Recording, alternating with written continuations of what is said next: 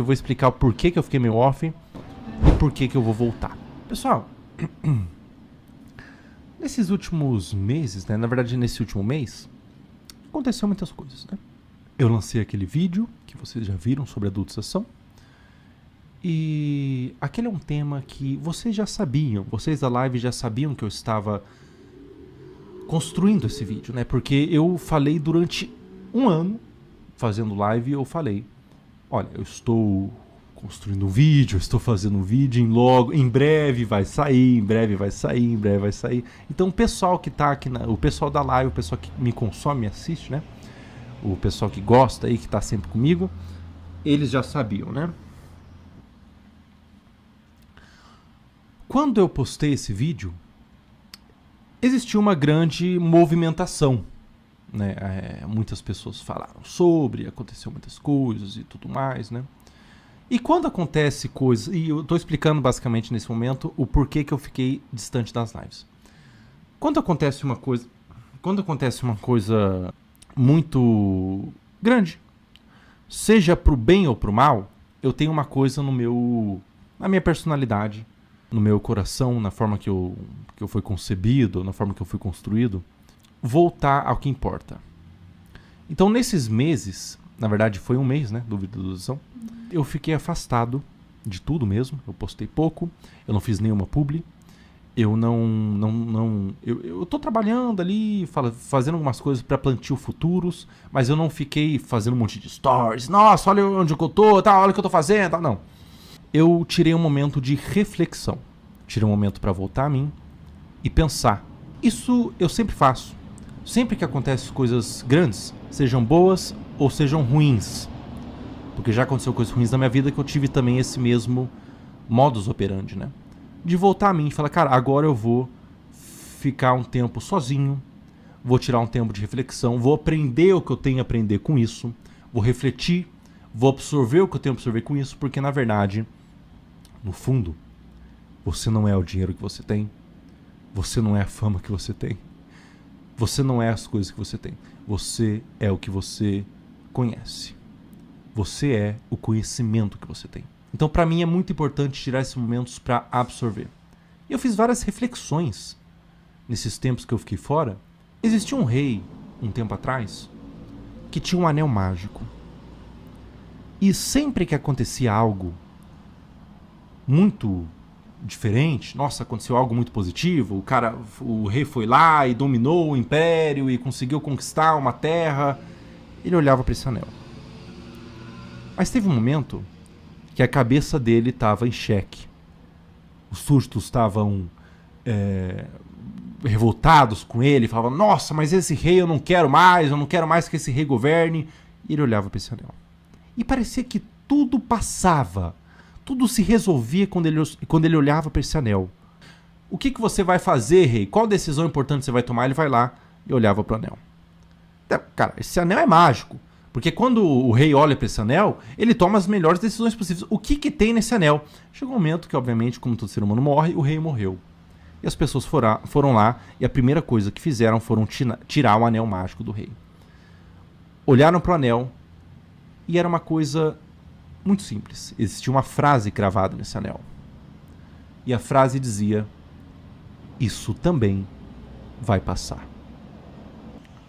Porque isso vale para as coisas maravilhosas que acontecem com você e as coisas ruins que acontecem com você. Tudo passa. E quando você estiver muito mal na vida, você está derrotado, tá coisas acontecendo terríveis, cara. Você está sendo caluniado, você está sendo difamado, você está sendo destruído, você perdeu seu emprego, as coisas estão horríveis, cara. Isso também vai passar. E quando você estiver na glória, puxa, que maravilha, aconteceu coisas maravilhosas, coisas boas aconteceram. Igual, esse momento que eu tive foi um momento positivo para mim. Eu consegui passar minha mensagem, passar as coisas que eu queria falar, sobre as coisas que eu acho importante, sobre a adultização, sobre as coisas que eu acho importante de que estava acontecendo. E eu queria que... Eu senti no meu sangue, eu senti no meu corpo que seria positivo que as pessoas tivessem uma conscientização sobre esse assunto. A primeira coisa que eu pensei quando estourou, isso também vai passar. Então não se emocione quando as coisas estão muito boas. Não fique super deprimido quando as coisas estão muito ruins. Isso também vai passar. Tudo passa. E essa é uma fábula que eu já conhecia, mas hoje eu senti na pele. E quando você sente algo que você conhece, você absorve de forma muito mais profunda, não é isso, né? Uma outra reflexão que eu tive que eu quero compartilhar com vocês. O que fecha a conta? Eu achava, na minha inocência, na minha cabeça de criança, que seria o dinheiro. Eu achava que quando eu conseguisse muito dinheiro, eu iria ser feliz. Bom, eu percebi que quando você consegue um dinheiro que você não passa mais sobrevivência, você já está confortável, ele não tem muito sentido. Você continua comendo nos mesmos restaurantes, você continua indo nos mesmos lugares. E daí eu falei assim, talvez seja fama, talvez ser conhecido. Eu percebi que a fama, ela só traz problemas na realidade. Você só pesa na sua mente, você só atrai pessoas interesseiras, só atrai pessoas que não te amam, mas fingem que te amam para ter algo que você tem. E eu comecei a ter uma crise existencial. Isso aconteceu comigo. O que fecha a conta da felicidade? Quando que eu vou ser feliz? Daí chegou um momento que eu estava no meu carro, estava passeando, fui no shopping. Um morador de rua me pediu dinheiro. Eu tinha algumas notas, tinha umas notinhas. Eu normalmente, quando um morador de rua pedir dinheiro, eu dava uns 5, 10 reais ali para ajudar o cara, para fazer o corre dele, né? Mas eu tinha uma nota de 50. Eu falei, por que não? Eu dei uma nota de 50 para esse morador de rua. Ele começou a chorar. E ele falou assim, você não tem noção do quanto que isso vai me ajudar. E ali, eu senti uma felicidade verdadeira e profunda. Eu agradeci ele pelo que ele fez eu sentir. Eu disse, Deus abençoe, e segui. Bom, eu não sei o que ele fez com aquele dinheiro.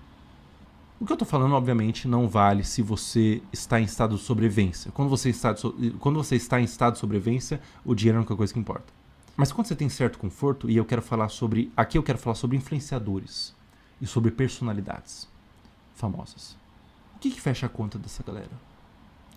Por que eles continuam, mesmo tendo tudo, continuam, por exemplo, anunciando golpes, anunciando cassino, anunciando rifa, sorteio que não presta, que vai fazer você se afundar? Porque eles acham que a conta da felicidade está no dinheiro.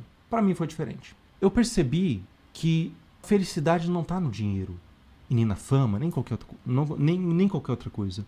A felicidade, ela está no bem que você faz pro próximo. E eu falo isso de forma muito verdadeira, porque eu senti na pele. Quando eu faço bem pro próximo, eu me sinto muito mais feliz do que quando eu recebo um aumento. Eu comecei a praticar isso, e eu que sou uma pessoa que já tem um histórico de depressão, e eu sei que isso é forte, mas eu tenho um histórico de suicida, eu comecei a fazer disso o meu motivo de vida. Tá, eu vou continuar vivo, eu não me matei, então eu tenho que buscar um propósito. O meu propósito se tornou fazer o bem pro próximo. E eu sei que isso é muito incrível de acreditar. É muito diferente de acreditar, muito incrível. É uma coisa que você fala assim, não é possível, cara, não é possível que existe um ser humano assim, que... Na verdade é muito mais comum do que você imagina. Mas você pode pensar, você entra nas redes sociais, você fala, nossa, não, o Felca tem um propósito que é muito abstrato, que é muito diferente. Não, cara. O meu propósito é realmente tentar fazer o bem pro próximo. É só isso. Porque sem isso, cara, eu não sou ninguém, eu não sou nada. Porque eu vim da merda também, cara. Eu vim da merda. Eu já sofri pra caralho. Então se eu posso ajudar uma pessoa que já sofreu o que eu passei, uma pessoa que passa pelo que eu passei, a conta fecha pra caralho, cara. A conta fecha profundamente, cara. Eu percebi que o dinheiro não alimenta. Eu posso falar a verdade? Pensa no influenciador que é rico pra caramba, você já tem ele na sua mente. Quando ele faz uma festa maravilhosa, cheio de influenciadores, cheio de personalidades, nossa, que festa incrível, com muito dinheiro, ele chega na casa dele, ainda tá naquele ápice, naquela adrenalina da festa, ainda tá talvez alcoolizado, drogado, ele deita a cabeça no travesseiro, ele ainda tá feliz. Talvez ele dormiu com uma pessoa, ele teve uma noite de sexo, que maravilha. Quando ele acordar no dia seguinte, a pessoa terá ido embora, natural. A festa vai ter acabado, as pessoas foram todas embora, o efeito das drogas, do álcool passou. E o que ele sente é um profundo vazio. É o vazio mais profundo que você pode imaginar. É um vazio completo. Uma falta de porquê. Uma falta de existência. Ele não se sente sequer vivo. E é aí que você entende, quando você olha para uma história assim e vê o quão deprimente é uma história assim, o quão pobre ele é. Por mais que seja rico, por mais que ostente, seja muito famoso, o quão pobre ele é. Tantos são dignos de pena, mas tão poucos são dignos de inveja. Nesse caminho de influenciador, nesse caminho de fama e tudo mais, e de pessoas conhecidas, as portas se abrem, né? Eu conheço muitas pessoas, pessoal. Eu conheço muitas pessoas. Eu conheço muita gente famosa, já conversei com muita gente famosa, eu conheço muita celebridade. E eu entendo que é muito perigoso você subir a sua cabeça quando você está nesse lugar. É muito perigoso você subir a sua cabeça. Porque a grande verdade é que somos todos seres humanos, cara.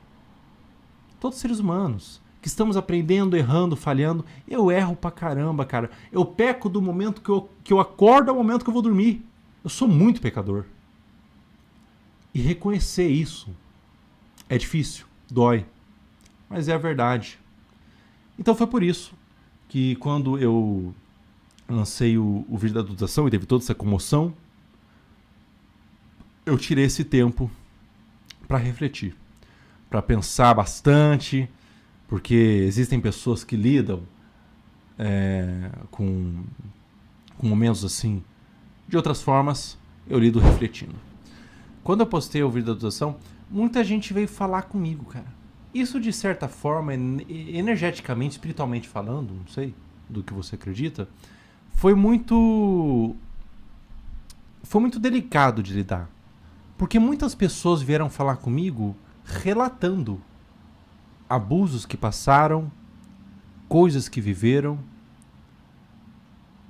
e elas viram em mim uma pessoa que luta pelo assunto, conhece o assunto e decidiu falar, basicamente, né? E elas veem em mim uma palavra de conforto. E muitas delas falam assim, cara, é a primeira vez que eu tô falando na minha vida que eu fui abusado na infância. Isso pra mim é muito forte, cara. Eu estar nesse lugar, de verdade.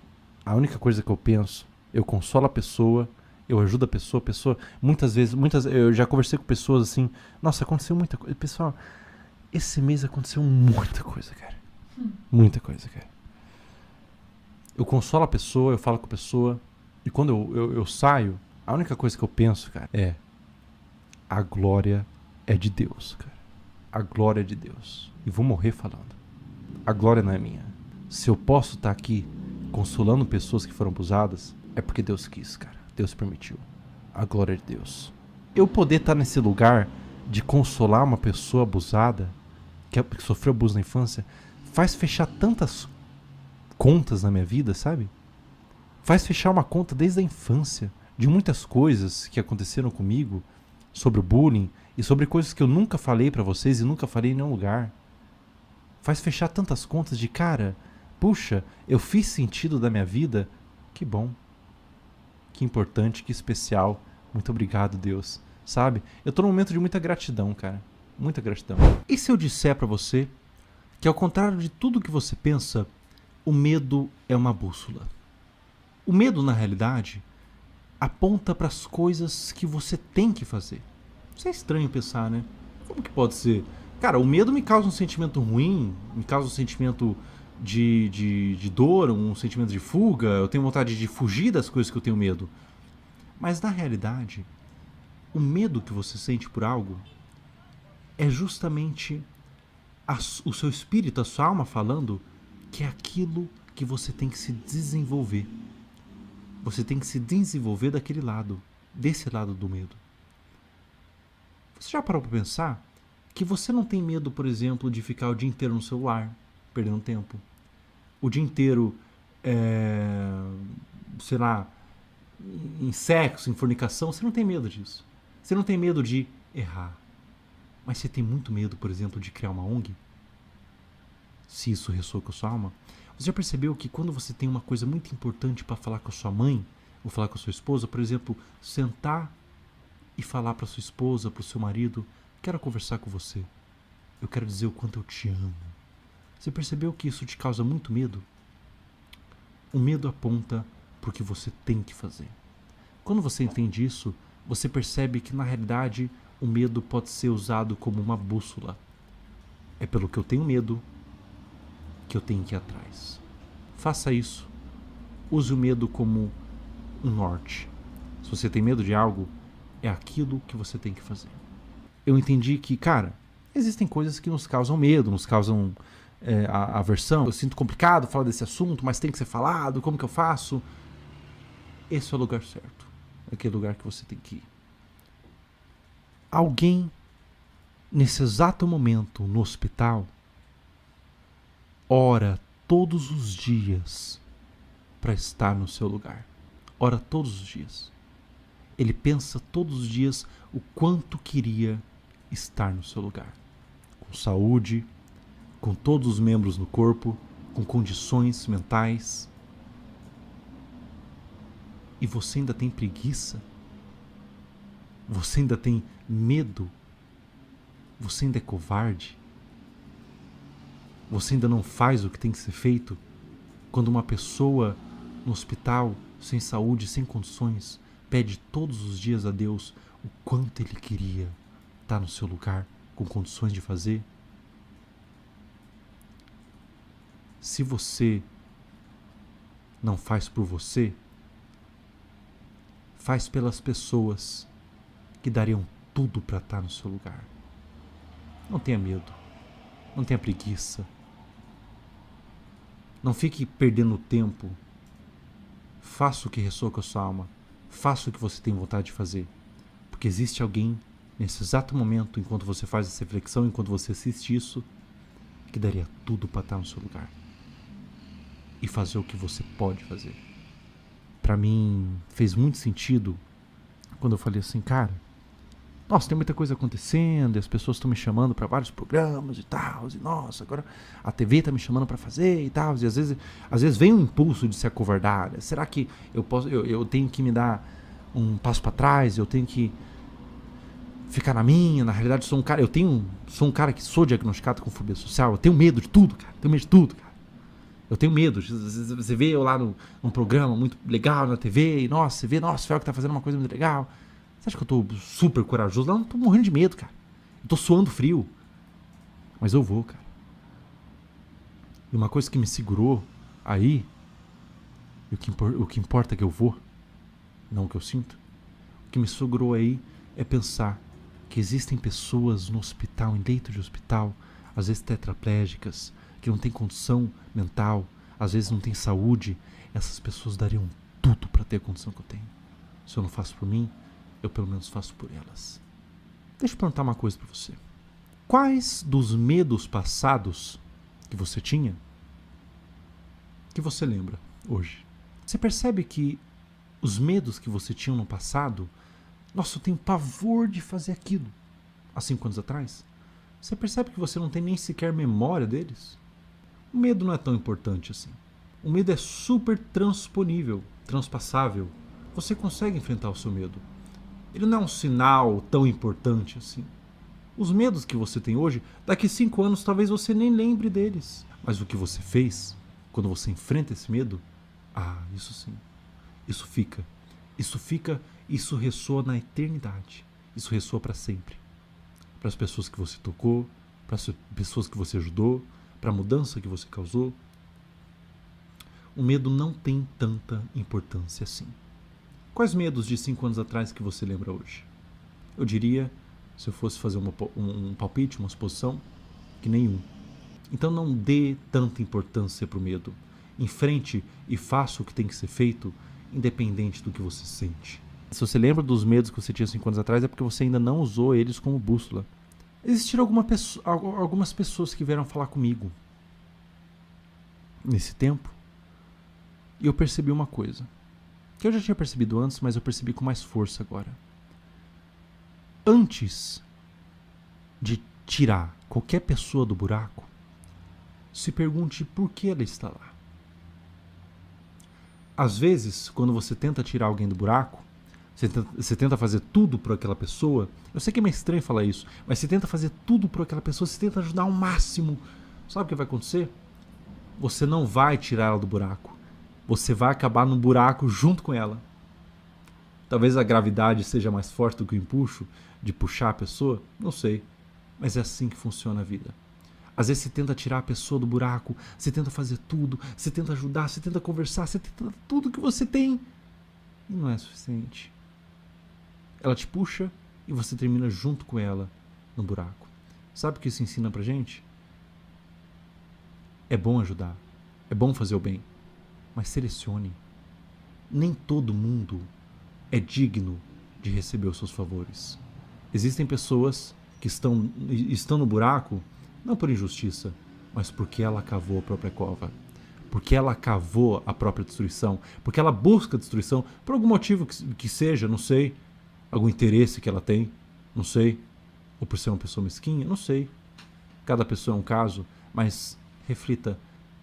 Às vezes esse é o seu problema, estou falando com você. Antes de tirar uma pessoa do buraco, se pergunte por que ela está lá. Isso é muito importante.